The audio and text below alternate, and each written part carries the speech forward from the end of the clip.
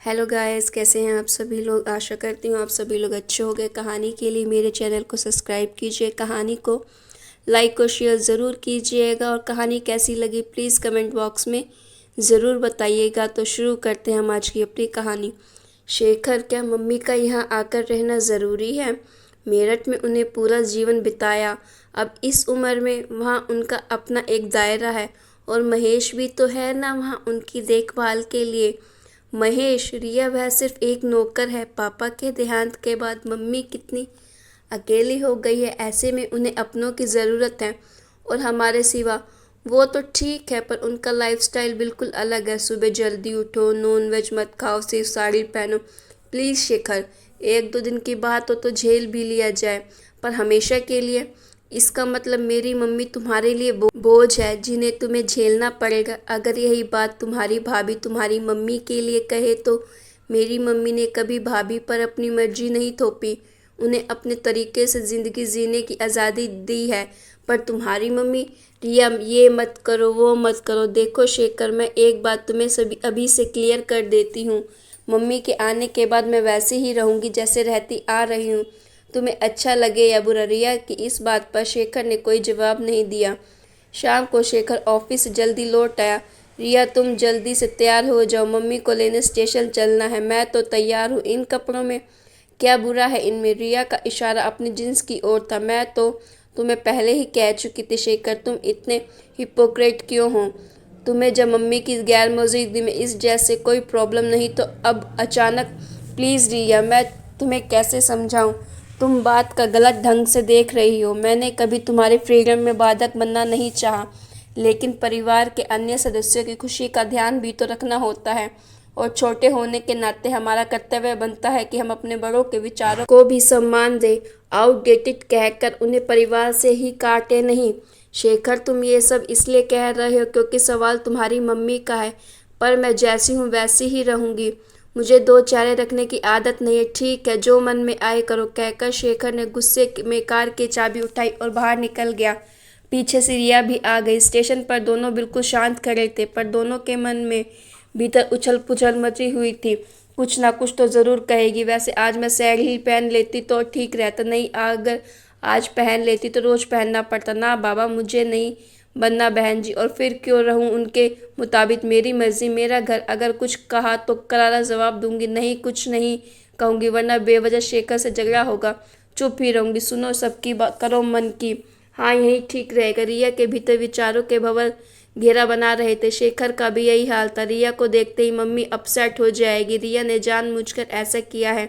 वह क्यों नहीं समझती कि शेखर के विचारों को ट्रेन की सीटी की आवाज़ ने तोड़ दिया। ट्रेन से उतरने पर रिया ने जब कमला जी के पाँव छुए तो शेखर का पूरा ध्यान उनके चेहरे के आते जाते रंगों पर था, पर अपेक्षा से बिल्कुल विपरीत। उन्होंने कुछ नहीं कहा। अगले दिन सुबह सुबह किचन में खटर पटर की आवाज़ सुनकर रिया की आंखें खुली। क्या ढूंढ रही हैं आप? रिया, चीनी और चाय पत्ती का डिब्बा नहीं मिल रहा। इतनी सुबह मम्मी, अभी तो सिर्फ 6 ही बजे है, सुबह हो चुकी है। बेटा, देर से उठना अच्छा नहीं है।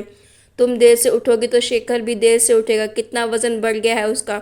मोटापा अपने साथ ढेरों बीमारियां भी लाता है। अब जाकर उसे उठाओ। ओफ, कितना बोलती है सुबह सुबह। अभी से इनका भाषण, पता नहीं आगे क्या होगा। रिया रैक से चीनी का डिब्बा उतारते हुए सोचने लगी। डिब्बा मुझे दो, तुम शेखर को उठाओ। उठो शेखर। रिया ने शेखर को इतनी तेजी से झकझोरा कि शेखर हड़बड़ा गया। क्या हुआ ये तुम अपनी मम्मी से पूछो। रिया, बेटा इधर तो आओ। ओह गॉड, तुम्हारी मम्मी एक पल सांस भी लेती है या नहीं? चलो तुम उठो, नहीं तो थोड़ी देर में आवाज़ लगा लगा कर सारी कॉलोनी को जगा देंगी। रिया और शेखर कमरे से बाहर आ गए। रिया, शेखर टिफिन में क्या लेकर जाएगा? मैं तैयारी शुरू कर देती हूँ। शेखर, खाना लेकर नहीं जाते, ऑफिस में ही कुछ मंगाकर खा लेते हैं। क्यों शेखर, ये शौक कब से लगा लिया? रोज़ बाहर का खाना क्या करूँ? ऑफिस 9 बजे निकलना होता, काम वाली बाई तब तक आती नहीं। बाई रिया ने जॉब कर ली है। नहीं नहीं, वो मुझे खाना अच्छा नहीं बनाता। वैसे भी मुझे कुकिंग में कोई दिलचस्पी नहीं है, रिया ने सफाई दी। कोई बात नहीं, मैं तुम्हें खाना बनाना सिखा दूंगी। और कमला जी उठकर किचन में चली गई। देखो शेखर, अपनी मम्मी को समझा दो, मुझे कुछ भी सीखना नहीं है। मैं जितना जानती हूँ मेरे लिए उतना ही काफ़ी है। तुम मुझे ऑफिस जाते हुए संजना के घर ड्रॉप कर देना। तुम्हारा दिमाग तो ठीक है, मम्मी को कैसा लगेगा? तुम घर पर ही रहो। शेखर, तुम मुझसे ऐसे कैसे बात कर रहे हो? देखो, मम्मी ने आते ही अपनी हुकूमत चलानी शुरू कर दिया। अगर तुम घर में शांति चाहते हो तो मेरा तुम्हारी मम्मी से दूर रहना ही ठीक है, वरना तुम कहोगे कि मैंने तुम्हारी मम्मी की इंसल्ट। आगे कुछ कहने की ज़रूरत नहीं है, तुम्हें जहाँ जाना है जाओ, शेखर ने झुंझलाकर कहा और निकल गया।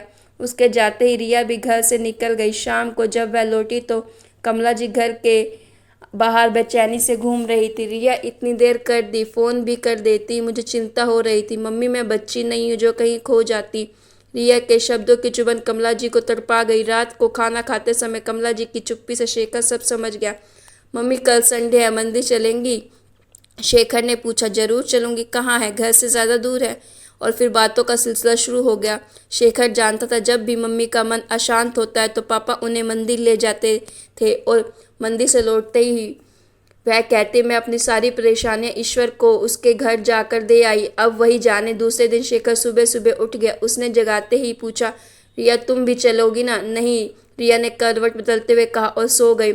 शेखर और कमला जी मंदिर से लौट आए तो शालू बाई बर्तन साफ कर रही थी। शालू, तू बस बर्तन साफ कर ले, आज खाना मैं बनाऊंगी। क्या बात करती हो आंटी, सच? चलो, आज मेरा आदमी खुश हो जाएगा। शालू के हाथ जल्दी जल्दी बर्तनों पर चलने लगे। रिया, तुम्हें खाने में क्या पसंद है? मुझे आप शेखर से पूछ लो। चलो ठीक है। कमला जी पूरे उत्साह से खाना बनाने में जुट गई। लंच के वक्त पहला कोरा खाते ही शेखर बोला, मम्मी आज बहुत दिनों बाद इतना अच्छा खाना खा रहा हूँ, वरना शालू की बनाई सब्जी में तेल ज़्यादा और सब्जी कम नज़र आती है। क्यों रिया, क्या शेखर सही कह रहा है? नहीं तो ऐसा कुछ नहीं है। रिया ने भावहीन चेहरे से कुछ इस तरह कहा कि खाने की बात वहीं ख़त्म हो गई।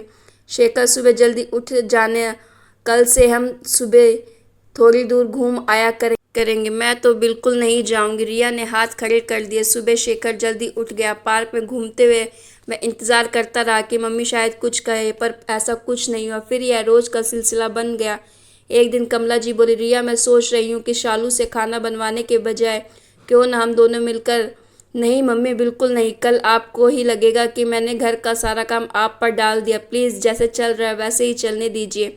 और हाँ, आज मैं शॉपिंग करने जा रही हूँ, आप मेरा इंतज़ार मत करना। शाम को जब रिया लौटी तो उसके हाथों में कई बैग्स थे। कुछ लाई हो? हाँ, अपने लिए कुछ कपड़े लाओ, मैं भी देखूँ। कमला जी ने उत्साहवश रिया के हाथ से बैग ले लिए। वे एक एक कर कपड़ों को देखने लगी। हर कपड़े पर लगा प्राइस टैग उनकी आंखों में विस्मय भरने लगा। इतने महंगे? रिया, तुम्हारी अभी नई गृहस्थी है, कुछ सोच समझ कर खर्च करो। इस तरह से तो तुम। कमला जी कुछ कहते कहते रुक गई। मम्मी, अब वो पुराना समय नहीं है कि अपनी इच्छाओं को मारकर आने वाली जनरेशन के लिए पैसा बचाया जाए। और फिर हम कमाते क्यों हैं? अच्छा खाओ, अच्छा पहनो और लाइफ को भरपूर जियो। कल किसने देखा है?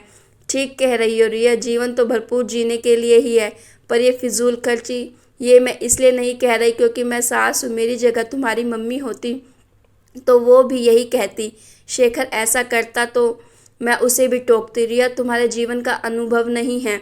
शेखर बता रहा था कि हर महीने 20,000 रुपये तो बैंक लोन की किश्त जाती है। बेटा, कर्ज लेकर सुविधा जुटाना अक्लमंदी नहीं है। तुम समझदार हो। इस घर और शेखर की पूरी जिम्मेदारी तुम्हारे ऊपर है। जैसा चाहोगी वैसे ही तुम्हारा घर बनेगा। फिर बुरे वक्त के लिए भी कुछ पैसे हमेशा पास में होने चाहिए। तो आप चाहती है कि हमारा बुरा वक्त आए?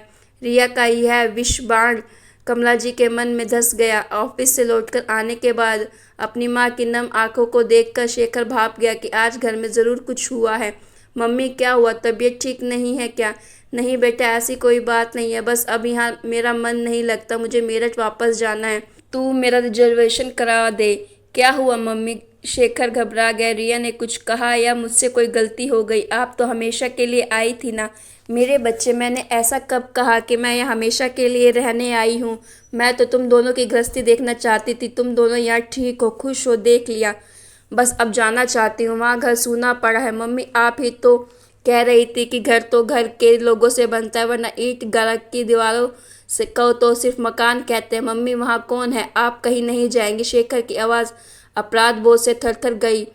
वह खुद को बहुत असहाय महसूस कर रहा था। जिस माँ ने जीवन भर उस पर अपनी ममता लुटाई, आज उसी माँ का वह ख्याल नहीं रख पाया। उसका मन कर रहा था कि वह चीख चीख कर रिया से लड़े, लेकिन उससे भी क्या हासिल होगा। तू परेशान मत हो शेखर, मैं 1-2 महीने में फिर आ जाऊंगी। सच? हाँ बेटे। कमला जी ने शेखर के सिर पर हाथ फेरा। उनकी जिद के कारण शेखर ने रिजर्वेशन करा दिया।